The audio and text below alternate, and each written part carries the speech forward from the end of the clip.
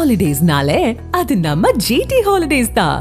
GT Holidays, South India's #1 travel brand. You know you are special when you're with GT Holidays.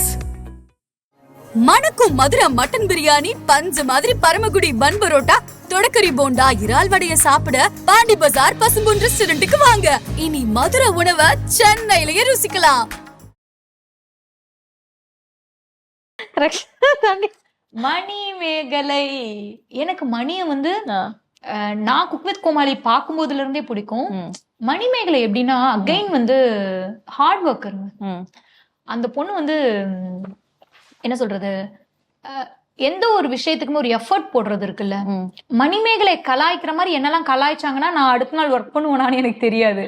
Because நான் சில விஷயத்துக்குலாம் ரொம்ப சென்சிட்டிவா எடுத்துப்பேன். என்னெல்லாம் நான் எப்பவுமே என்ன யோசிப்பேன்னா, என்னெல்லாம் யாரும் கலாய்ச்சிடக்கூடாது, லைக் அந்த மாதிரிலாம் ரொம்ப சென்சிட்டிவா இருக்கக்கூடிய ஒரு பர்சனா. மணி வந்து அப்படி கிடையாது.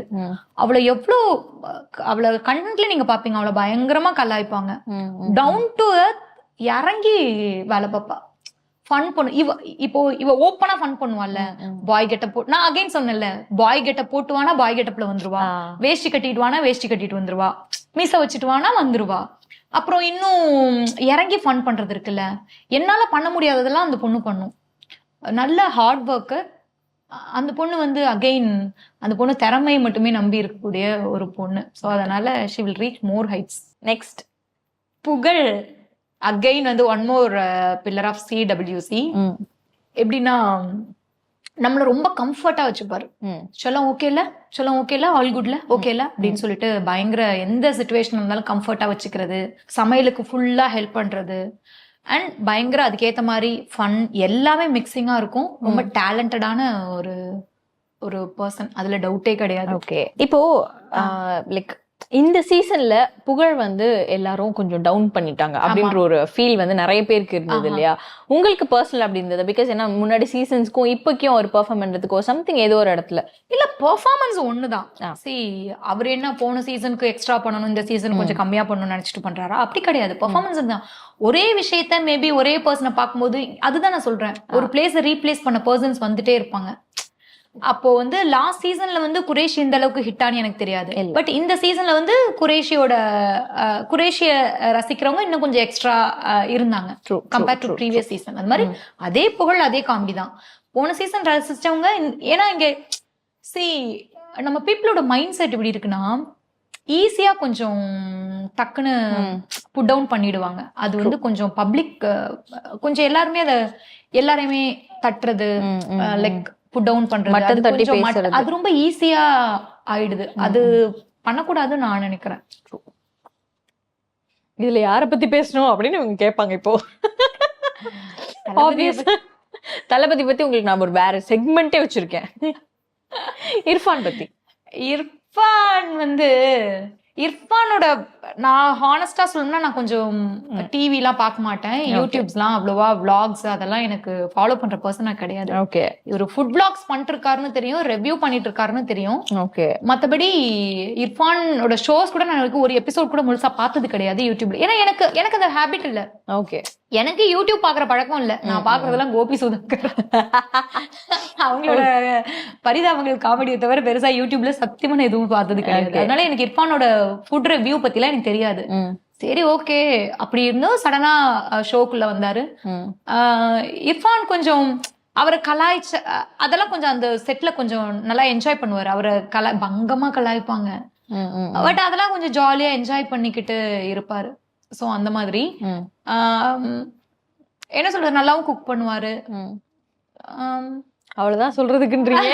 அப்படி சொல்ல வரல, நான் என்ன சொல்றதுன்னு யோசிச்சுட்டு இருக்கீங்களா? ஓகே, ஒரு மாதிரி ஃபன்னியா இருக்கும். அவரு மத்தவங்க எல்லாம் கலாய்க்கும் போது ரொம்ப ஃபன்னியா இருக்கும். அதை அவர் எடுத்துக்கிற விதமும் அவரு சீரியஸா எடுத்துப்பாரு. நமக்கு அது பார்க்க பயங்கர ஃபன்னா இருக்கும். சோ அதெல்லாம் ஜாலியா இருக்கும் செட்ல. ஓகே, நெக்ஸ்ட் பூஜா நல்ல சிங்கர், டவுட்டே இல்ல. நல்ல வாய்ஸ் அந்த பொண்ணுக்கு. அதே சமயம் குக்கிங்கே ஃபர்ஸ்ட் டே நான் வந்து இவங்க மம்மி கிட்ட பேசும்போது அவங்க மம்மி சொன்னாங்க, அவளுக்கு பூஜாக்கு பெருசா சமைக்கலாம் தெரியாது அப்படின்னு சொன்னாங்க. பட் ஆனா அவ அடுத்தடுத்த ரவுண்ட்ஸ்ல பார்க்கும்போது நல்லா லேர்ன் பண்ணிட்டு, எப்படி சொல்றதுன்னா, கத்துக்கிட்டு வந்ததுக்கு அப்புறமா அப்படி நம்ம எக்ஸாம்க்கு முன்னாடி நம்ம அப்படியே படிச்சுட்டே இருப்போம்ல, அது மாதிரி படிச்சுட்டே இருப்பா. இன்கிரீடியன்ஸ் செக் பண்ணுவா, அங்க போவா, பேண்ட்ரிக்கு போவா, பேண்ட்ரியில செக் பண்ணுவா, அப்புறம் உட்காந்து பிளான் பண்ணுவா. அது மாதிரி அந்த எக்ஸாம்க்கு ப்ரிப்பேர் பண்ற மாதிரியே ப்ரிப்பேர் பண்ணிட்டு இருப்பாங்க. ஓகே, அந்த மாதிரி. நெக்ஸ்ட் ஜோயா. ஜோயாவோட பிளஸ் வந்து பாத்தீங்கன்னா அவங்க கிட்ட கொஞ்சம் இன்னசென்ஸ் இருக்கு. அது பிளஸ் அவங்களோட ஸ்லாங், அது எல்லாமே நம்ம ஊர்ல இயல்பாவே நம்மள மாதிரி இல்லாம வேற அதர் ஸ்டேட்ல இருந்து வரும்போது இயல்பாவே இன்னும் உங்களுக்கு ஈஸியா பிடிக்கும். அது நம்ம ஊர் மக்களோட அது ஒரு இதுன்னு வச்சுக்கோங்களேன் நம்மள. சோ அந்த மாதிரி அதனால அந்த அவங்க பிளே பண்ண பிலிம்ல அவங்க பிளே பண்ண ரோலுக்கும் ரியல் லைஃப்க்கும் அந்த சம்பந்தமே இல்லாத ஒரு பப்ளி கேர்ள். அப்படி.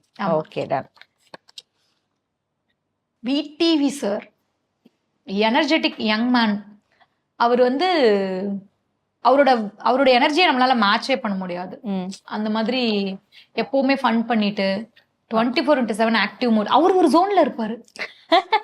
அவர் என்ன ஜோன்ல இருப்பாருன்னு என்ன சொல்றது, சடனா வருவாரு, பயங்கரமா ஃபன் பண்ணுவாரு. அவர் என்ன ஜோன்ல இருப்பாருன்னு எங்களால கெஸ்ஸே பண்ண முடியாது என்ன மாதிரி இருப்பாரு அப்படின்னு சொல்லிட்டு.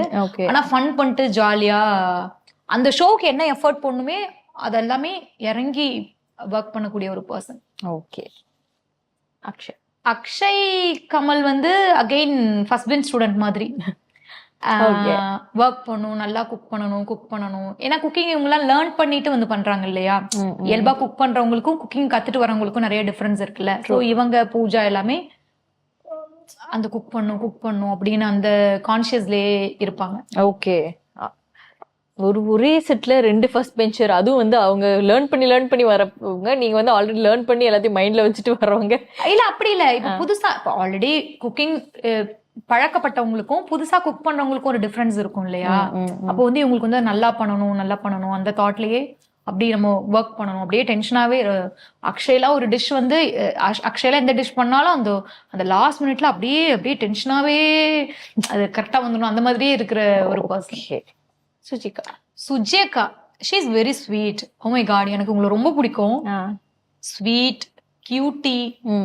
இந்த அக்காவுக்கு வந்து எல்லா வேர்ட்ஸும் கொடுக்கலாம். எனக்கும் சுஜிகாவுக்கும் எப்படின்னா குக்கிங்லயுமே வந்து எனக்கு சுஜிகா சாப்பிட்டு சூப்பர்னு சொல்லிட்டா நான் ஹாப்பி ஆயிடுவேன். ஏன்னா நான் வந்து எனக்கு ரொம்ப பிடிச்ச குக் அவங்க. அதனால அக்காவுக்கும் எனக்கு எப்படின்னா நாங்க 2 பேருமே காஸ்டியூம்ஸ்க்கு ரொம்ப இம்பார்ட்டன்ஸ் கொடுப்போம். அதனால அந்த காம்படிஷன் இப்போ நான் ஒரு காஸ்டியூம் போடுறேன் அப்படின்னா அந்த அக்காவும் வந்து அந்த வைப்புக்கு மேட்ச் பண்ற மாதிரியே நான் வந்து என்னோட காம்படிட்டரா என்னுடைய அட்டையஸ்க்கு வந்து அக்காவை தான் பார்ப்பேன். அக்காவும் நானும் ஒரே கேரவன் பக்கத்துல இருப்போம். ஃபர்ஸ்ட் எடுத்தோன்னு 2 பேரும் ஃபர்ஸ்ட் என்ன காஸ்டியூம் அப்படின்னு செக் பண்ணிப்போம். அக்கா என்னக்கா நான் யோசிக்கிற மாதிரி நீங்க யோசிக்கிறீங்க அப்படிதான் இருக்கும். அவ்வளோ எஃபர்ட் போடுவாங்க.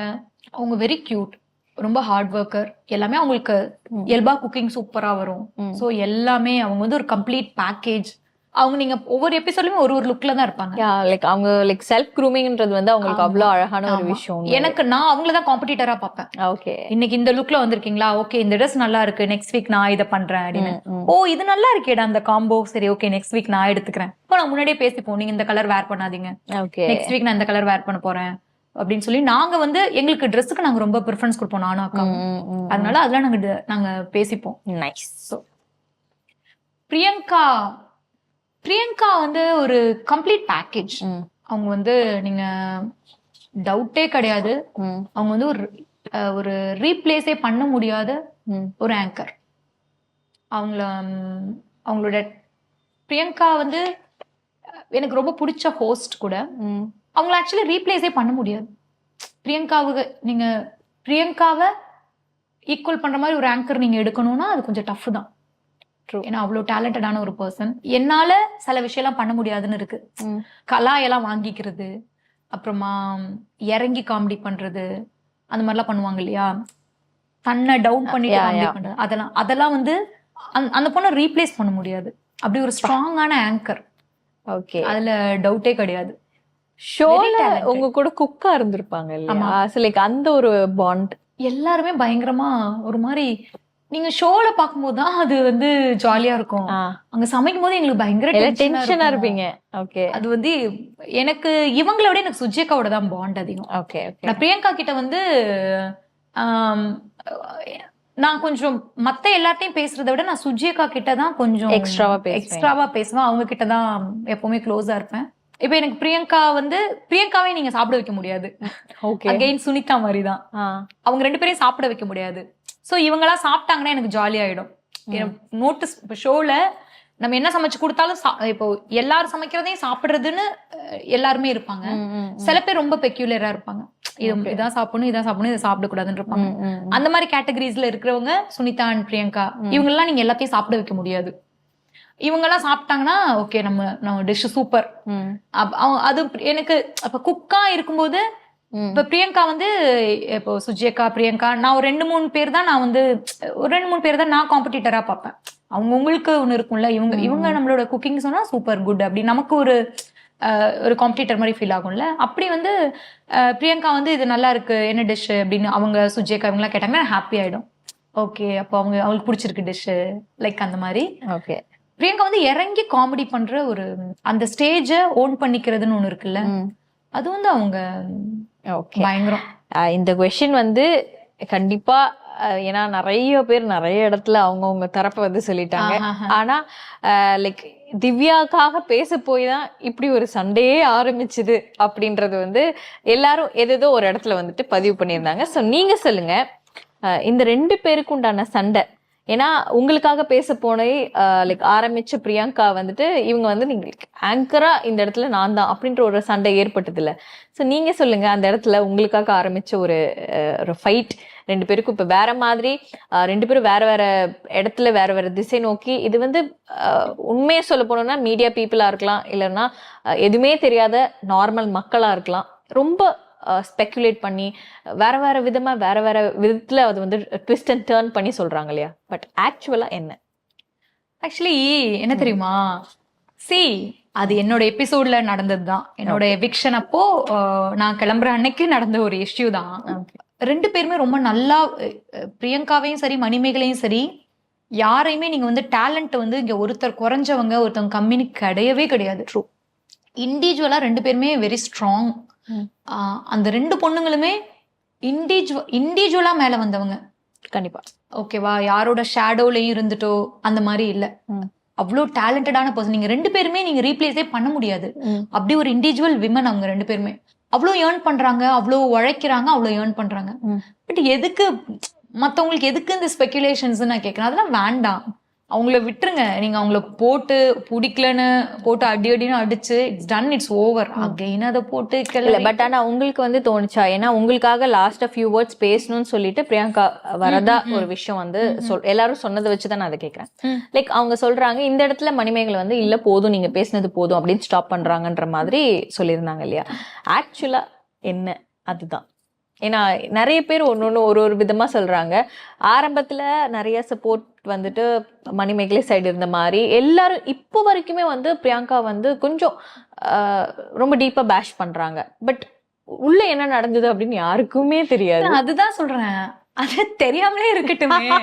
நான் என்ன சொல்றேன்னா எப்பவுமே ஏன் அடுத்தவங்க விஷயத்து மேல நமக்கு ஆர்வம் அது வேண்டாம், அது தெரியாமலே இருக்கட்டும். அது எனக்கு அந்த செட்ல இருந்தவங்களுக்கு மணிமேகலை அண்ட் பிரியங்காவுக்கு அது அங்க இருந்தவங்களுக்கு என்ன நடந்ததுன்னு தெரியும்.